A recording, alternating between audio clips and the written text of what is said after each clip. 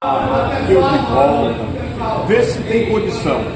Veio um médico lá do hospital Lauro Vasconcelos, aqui agora, depois que ele viu a filmagem, e disse: doutor Bento, eu não recomendo o senhor vender essa picanha. Eu disse: mas por que, doutor?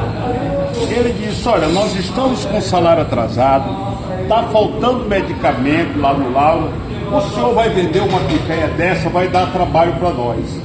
Rapaz, eu disse: mas doutor, eu vou perder minha picanha, eu não sou culpado desse boi aqui ter sido criado no ar-condicionado.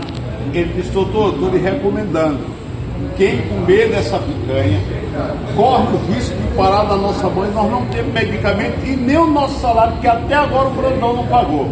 Brandão, não me atrapalha, pague o salário dos médicos, Brandão. Enquanto não pagar, eu vou ficar assim: Brandão, pague o funcionário, Brandão, pague o funcionário, Brandão, pague o funcionário, Brandão, pague o funcionário. Ah, mas o dinheiro não é teu, rapaz.